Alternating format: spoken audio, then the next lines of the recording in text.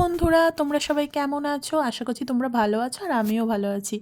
দেখতে পাচ্ছ আমার গাঁদা গাছে কেমন সুন্দর ফুল ধরেছে। এবারে গাঁদা গাছগুলোকে প্রচুর যত্ন করেছি আর ওই জন্য একদম ফুলে ফুলে ভরে গেছে, কি সুন্দর দেখতে লাগছে।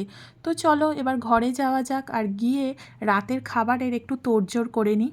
তো আলু কাটছি আর এইদিকে মাও ময়দা মাখিয়েছে, ময়দা মাখিয়ে লুচি বেলছে।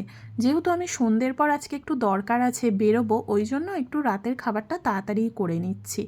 আর মেয়ে আজকে স্কুল থেকে এসে কিছু খায়নি, ও বলছে মা আমি লুচি হলে লুচিই খাবো, ওই জন্যও আরও একটু তাড়াহুড়ো করছি। আর প্রেশারে আলুটাকে বসিয়ে দিলাম, আলুর তরকারি হবে আর লুচি প্রেশারে বসিয়ে দিয়েছি, তাড়াতাড়ি হয়ে যাবে ওই জন্য। আর ওরও ভীষণ জোর খিদে পেয়ে গেছে।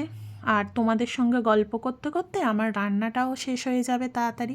আর এদিকে কড়াতে তেলও চাপিয়ে দিয়েছি, মা এক থালা লুচি বেলে আমাকে দিয়েও দিয়েছে। আর ফুলের কথা বলছিলাম না, আমাদের বাড়িতে প্রচুর ফুলের গাছ আছে। আগেরবার বেড়াতে যাওয়ার সময় গাছগুলো অনেক দিন জল পায়নি, ফিরে এসে দেখি প্রত্যেকটা গাছের অবস্থা খারাপ, অনেক গাছ মরেই গেছে। ওই জন্য এবারে নতুন গাঁদার চারাগুলো লাগিয়েছি আর খুব ভালো করে যত্ন করেছি বলে এত সুন্দর ফুল ফুটেছে, দেখলেই মনটা ভরে যাবে। আর যত্ন করলে কোন জিনিস না ভালো হয় বলো।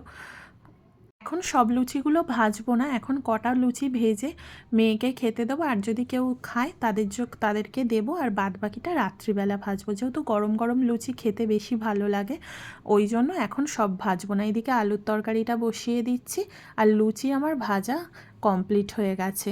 আর মেয়েও একদম থালা নিয়ে দাঁড়িয়ে আছে, মানে তরকারি হবে ও খাবে, ভীষণ জোরে খিদে পেয়ে গেছে তার। ধরে রান্নাঘরে রান্না করছি, পাগুলোতে বেশ ঠান্ডা লাগছে। আমাদের এখানে তো ভালোই ঠান্ডা পড়েছে, তোমাদের ওখানে কি ঠান্ডা পড়েছে বন্ধুরা?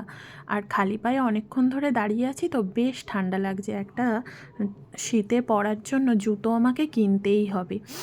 আর এই যে তোমাদের সঙ্গে গল্প করতে করতে আমার তরকারিটাও অনেকটা হয়েই এসেছে। এবার মেয়েটাকে খেতে দিয়ে দেবো, দিয়ে আর আমি বেরোবো।